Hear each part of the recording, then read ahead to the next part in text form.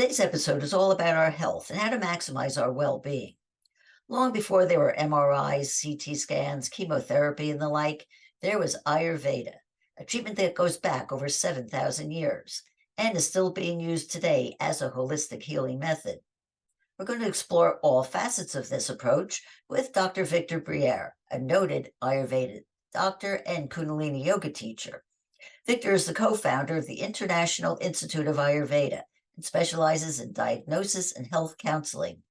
And he's the author of the book, Pulse Unveiled, The Art and Science of Ayurvedic Pulse Reading. Welcome to the Dream Power Experience, Victor. Today's episode is all about our health and how to maximize our well-being. Long before there were MRIs, CT scans, chemotherapy, and the like, there was Ayurveda, a treatment that goes back over 7,000 years and is still being used today as a holistic healing method. We're going to explore all facets of this approach with Dr. Victor Briere, a noted Ayurvedic doctor and Kundalini yoga teacher. Victor is a co-founder of the International Institute of Ayurveda and specializes in diagnosis and health counseling. And he's the author of the book, Pulse Unveiled, The Art and Science of Ayurvedic Pulse Reading. Welcome to the Dream Power Experience, Victor. Thank you for having me. Oh, it is my pleasure. Victor, just to start off, could you explain to our listeners what Ayurvedic healing is? Sure, absolutely. So, as you mentioned, it's a very old healing science, and that means it draws on thousands of years of time-tested techniques to basically understand how the body really heals and what to do to foster that healing. So, we can go on forever about what Ayurveda really is, but in brief, basically, it's going to deal with anything you take into your body, including food, sense perceptions, liquids, your breath, all that is one pillar of health. Second pillar of health is sleep, how well you sleep, and your rhythm, your daily rhythm, how it follows the sun and moon. And the third is how you use your creative energy, or basically how you engage the world, including your relationships. So by keeping these three pillars healthy and strong, you allow your body to maintain its health. The body's pretty much always, for the most part, attempting to reach a point of balance inside and homeostasis while managing thousands and thousands of complex operations at once. So Ayurveda basically helps foster that internal healing power that every human and animal has present inside of it. Not just animal, every living thing. Right. So you talked, one of the things you talked about as a pillar was the way we eat and drink to stay alive. Why is that so important to this process? And what are the types of foods we should be eating and which to avoid? Well, your body is literally created out of the food you eat, the air you breathe, the water you drink, and it's important not to forget your sense perceptions. So everything you take in through your sense organs is subtly integrated into the tissues of your body through the nervous system, and how the nervous system functions is highly dependent on what our perceptions are in the world. So all that stuff is literally building your body on a moment-to-moment basis. So if you put in low-quality ingredients, you end up getting low-quality tissues, which are much more subject to collapse or disease or malfunction. You put in high-quality ingredients, the right food specific for your needs at that time, which is going to be different for every person. There is no universal food to eat or avoid. And that's something that you have to go over on a very personal basis. But, we can speak generally. If you eat a bunch of processed foods with a bunch of toxins in it, you eat at the wrong times, you eat under stress or duress, all those things start to break down the digestive process, and then your body can't assimilate nutrients properly and form proper tissues out of them. And Ayurveda also puts emphasis on the vagus nerve and the autonomic nervous system. Autonomic, yeah. Yeah, autonomic. Why are they important to our health? Yeah, so in Ayurveda, the vagus nerve is called the pranada nadi, which means the channel that carries most of your life force. And it's got very specific functions in the body, but mainly it deals with how we engage the world on a social level. So human beings are wired, all mammals are pretty much wired to be social creatures. So, like, for example, right now we have an epidemic of loneliness going on that's never been seen before, very delirious to health. And basically, the organ system starts operating completely differently when we are threatened, and isolation is a huge threat to our nervous system, whether we think it is or not. So that extends beyond our personal opinion. Our nervous system, the autonomic nervous system, which means it's doing a bunch of automatic things without our conscious thought, um, is registering how well we're relating to the world and other creatures in the world. And anytime we get into a threatening situation or a part of a threatening situation, we go into more of a defensive state, which is not conducive to healing. So it might keep us alive or it might save us temporarily, but we're meant to return to a more safe, secure, open type mode inside of our bodies. And that's when any kind of healing, recovery, tissue repair happens. So Ayurveda has long known this. And so a lot of the Ayurvedic therapies or modalities are geared towards helping people create a sense of safety and calm inside their own skin so that the body can actually do the repair it needs to do, and isn't always triggered. So does that mean that stress is actually more harmful to us than we might realize? Yeah, far more harmful. I mean, um, we're all capable of handling stress, and stress is inevitable. It's, how acute the stress is. So you can go through an extremely stressful event that can be extremely harmful, right? The body can shut down or go into hyperdrive too long. But in our modern day, for a lot of us, not all of us, unfortunately, a lot of us are experiencing very acute stress. But for a lot of us, it's a chronic stress where, 20, 30 times a day we get triggered and then bounce back and get triggered and bounce back and get triggered and bounce back. And we never really resolve that. And over time, that takes a huge toll on the health. Um, and if people were to consider stress a disease, I think we would all take it more seriously. That's true, although I guess if in our Western world, if it was called a disease, there'd be some pill to take for it. And I imagine you don't really advocate that. No, that's not the answer and will never be the answer, unfortunately, because that's not how the human body works. There's no single pill that could possibly organize the human body in a way that it needs to function harmoniously. You're also a pulse reader. I Yeah. imagine this involves more than taking someone's blood pressure. So please explain what it means to be a pulse reader. So pulse reading is part of an Ayurvedic diagnostic tradition, where you use three fingers and you place them on the radial artery. And it's learning a skill that's kind of like learning any other skill. When you learn to read the cues that the pulse sends off, um, because of the connection with the heart rate, the variability of the heart rate, and the messaging that it can send to all the organs in the body, someone can learn to read through the pulse the condition of everything that's going on in the body. So you can read the status of the internal organs, the qualities of the tissues, how the major life forces, vata, pitta, and kapha are engaged in the body. And then from that, you can, start a conversation and surmise a lot of things going on inside. And it can show you kind of the hidden things that people often don't know about, right?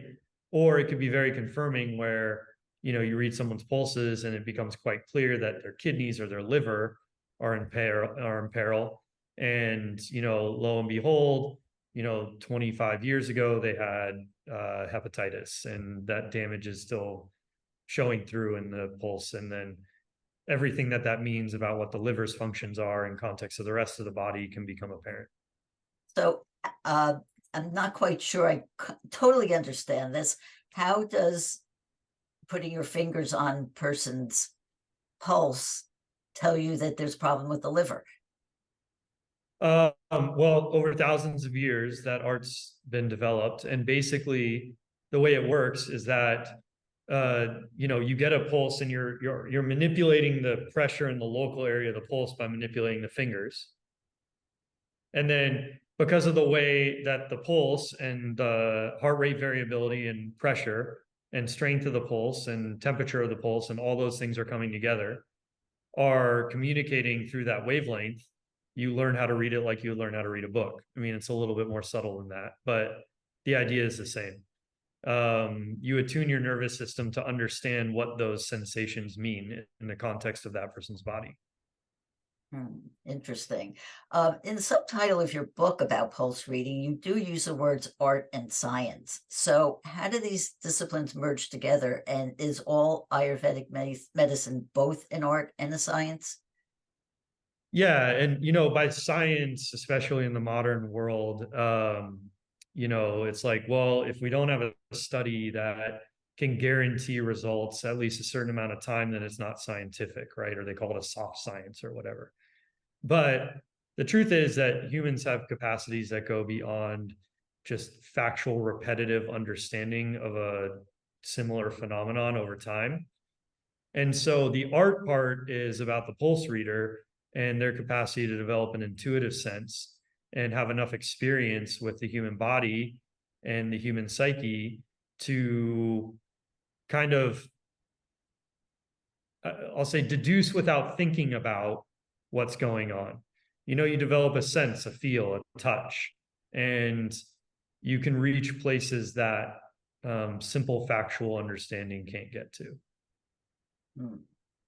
I understand a bit more about it now. Yeah. I was really curious to talk with you today because I wanted to get your take on this. I had a medical issue a few days ago. I had a bad reaction to a wasp sting, and my hand swelled up to twice its size.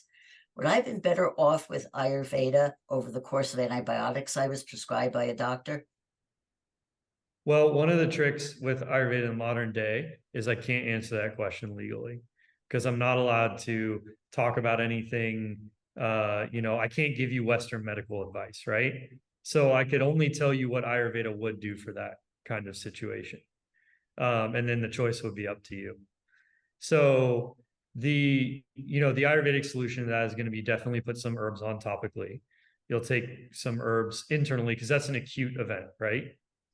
But then it'll subside over time and your body will go back to normal. Um, but the deeper reason is, why are you allergic to the wasp sting, right? Why did your body have that reaction? Whereas the person next to you might get stung and hardly even notice, right? So that is going to involve your digestive system and how much toxicity is in your body, how reactive your immune system is, right? And all those things. And so then a full Ayurvedic protocol would actually try and eliminate your wasp allergy altogether over time by improving the overall function of your system. And basically make it so that the immune system doesn't have to be so reactive to something like a wasp sting. Same general idea with food allergies, right? Well, Victor, are there any particular conditions that are best helped by Ayurveda over any others? Yeah, there are definitely, especially in today's world, a lot of the chronic lifestyle diseases are really helped by Ayurveda. So, top ranking number one right now on the list is diabetes, which is called prameha in Ayurveda.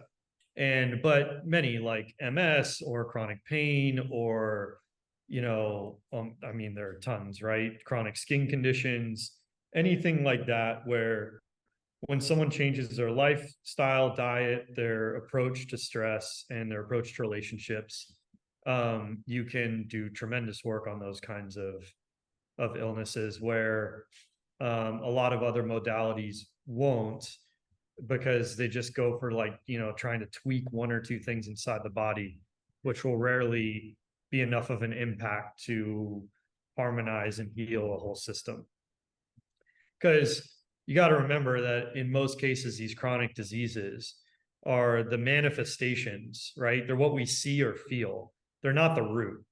the roots existing silently in our body somewhere often. And would you say that it resides in the root? Would it involve the way we think about things, or is it always related to, some kind of what we would call an illness, physical illness inside Well, us? those two things are inseparable. All diseases are psychosomatic.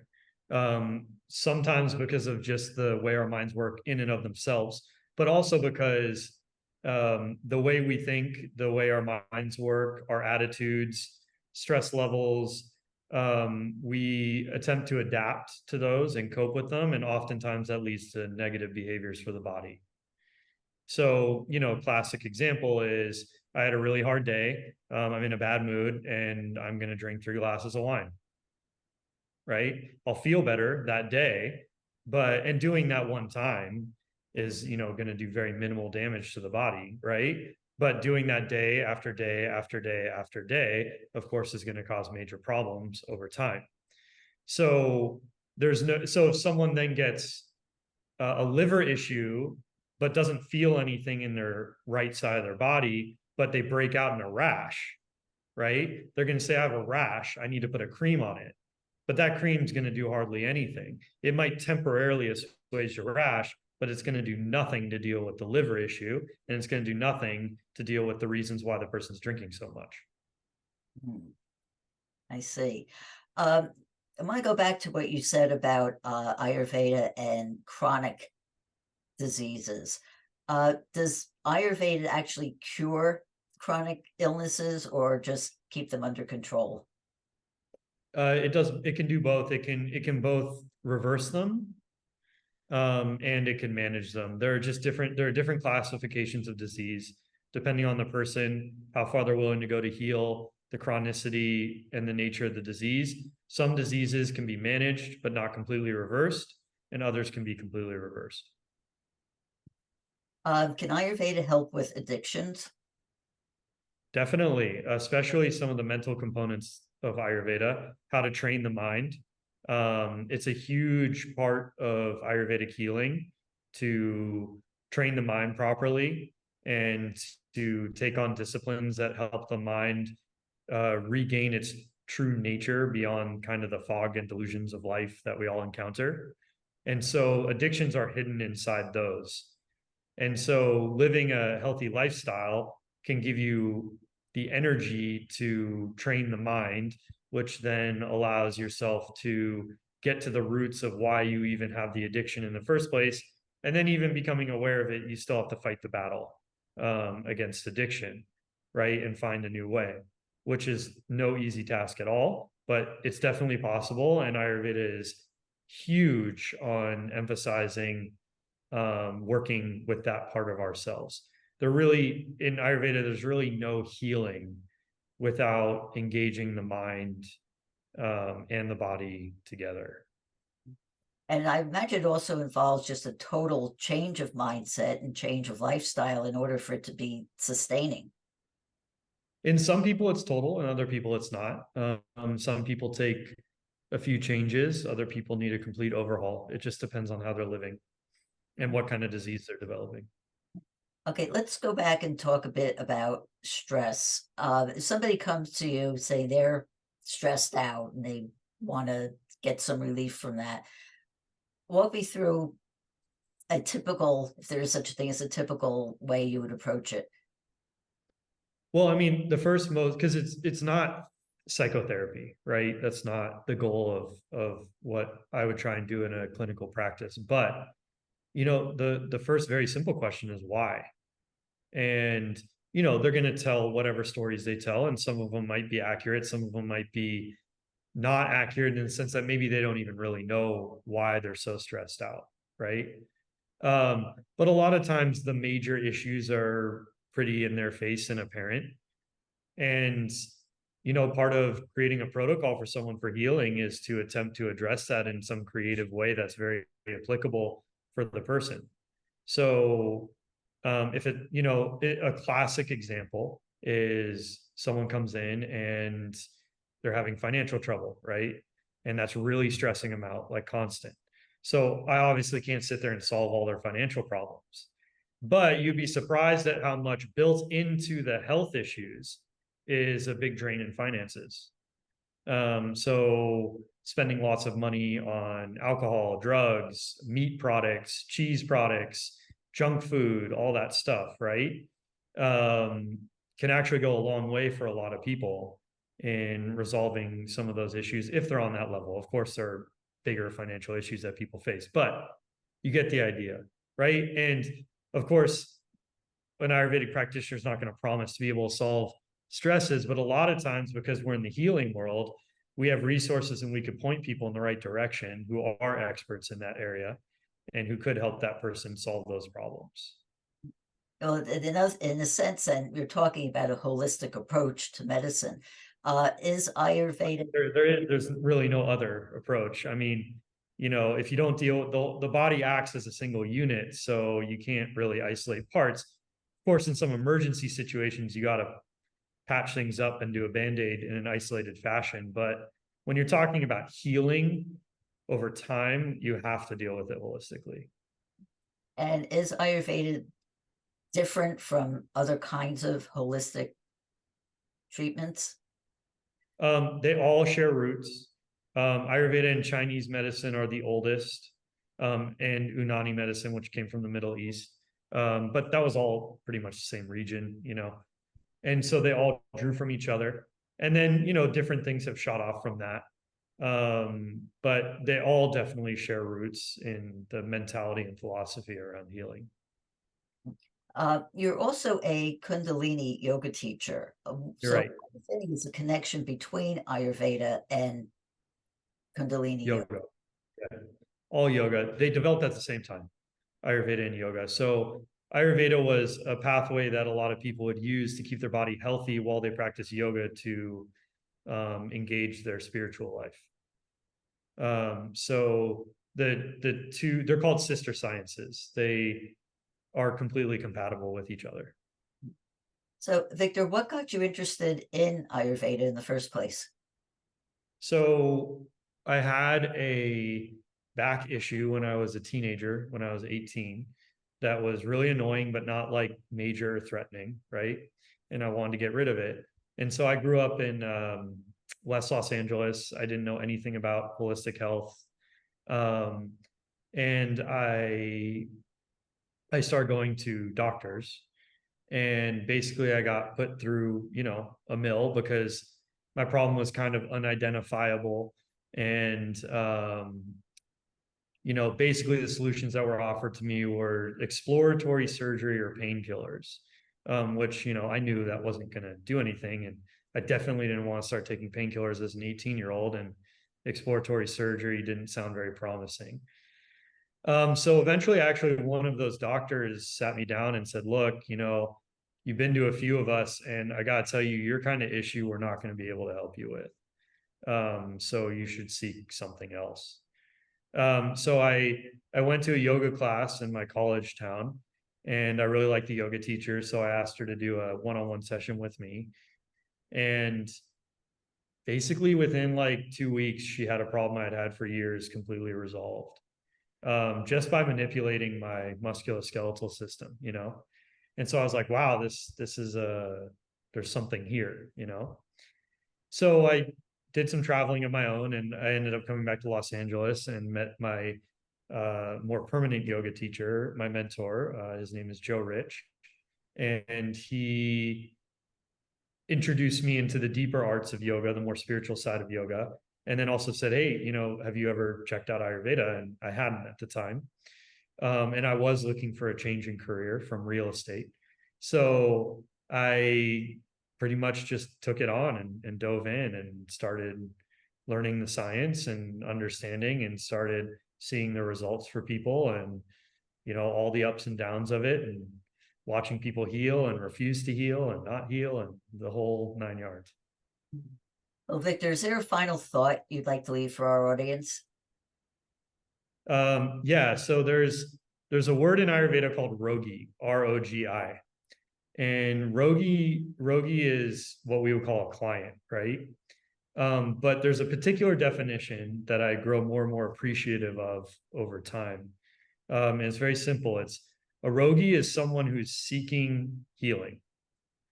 So I think that's really important because anyone dealing with a health issue has to contend with how much they're willing to do in order to really heal that health issue, what they're willing to adopt, what they're willing to give up, right, in order to change enough to heal.